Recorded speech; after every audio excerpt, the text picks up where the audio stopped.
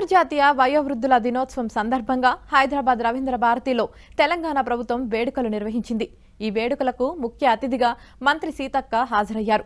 ఈ సందర్భంగా వయోవృద్ధుల ఫిర్యాదు నమోదు కోసం రూపొందించిన యాప్ను లాంఛనంగా ప్రారంభించారు. ఇక నుంచి ఆర్డీఓ, కలెక్టరేట్ కార్యాలయాలకు వెళ్లకుండా మీ సేవా కేంద్రాల్లోనే వయోవృద్ధులు ఫిర్యాదు చేసుకునే అవకాశం ఉంటుంది. అంతేకాకుండా టోల్ ఫ్రీ నెంబర్ 14567ను కూడా అందుబాటులోకి తీసుకువచ్చారు. ఆవిష్కరించారు. వారికి ధన్యవాదాలతో ఇప్పుడు మెయింటెనెన్స్ వెబ్సైట్ దాన్ని ఆవిష్కరిస్తున్నారు. మేడం, ఇది senior citizen maintenance case monitoring system అండి. ఇప్పుడు ఇంతవరకు మనము ఆర్డీఓ దగ్గరికి వెళ్ళి అప్లికేషన్ ఇవ్వడం జరుగుతోంది. సెక్రటరీ గారు, డైరెక్టర్ గారు కలిసి senior citizen act, state rules, amendment rules అన్నీ ఒకే బ్రోచర్లో ఉన్నాయి. సొంత బిడ్డల వయోవృద్ధుల సంక్షేమ బాధ్యతను ప్రజాప్రభుత్వం నిర్వర్తిస్తుందని ఈ సందర్భంగా మంత్రి సీతక్క హామీ ఇచ్చారు. మారిన పరిస్థితుల్లో వయసు పెరుగుతుంటే ఆందోళన కలుగుతుందన్నారు. ఆస్తుల కోసం పెద్దలను అవమానాలు, చీత్కారాలకు గురి చేస్తున్నారని ఆవేదన వ్యక్తం చేశారు.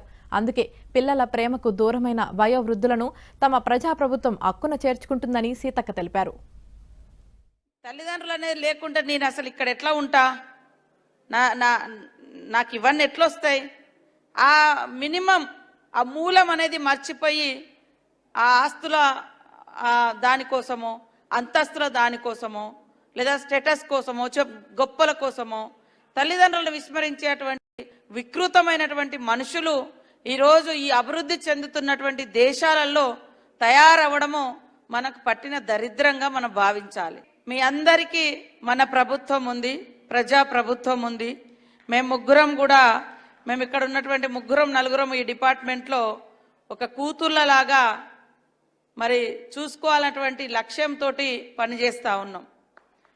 కాబట్టి ఈ అంతర్జాతీయ వయోవృద్ధుల డే సందర్భంగా ఖచ్చితంగా మీకు ఒక నమ్మకాన్ని, విశ్వాసాన్ని ఇస్తూ రేపు మీకు ఎలాంటి కష్టాలు వచ్చినా, ఇబ్బందులు వచ్చినా మమ్మల్ని అప్రోచ్ కావడానికి జిల్లా కేంద్రాలలో కూడా మీ కష్టాలను తెలియజేయడానికి మీ సేవ ద్వారా ఒక పోర్టల్ను కూడా మనం ఓపెన్ చేస్తూ ఉన్నాం. మీరు అక్కడి నుంచే పిటిషన్ పెట్టుకుంటే మనకు తెలిసిపోయేటట్టుగా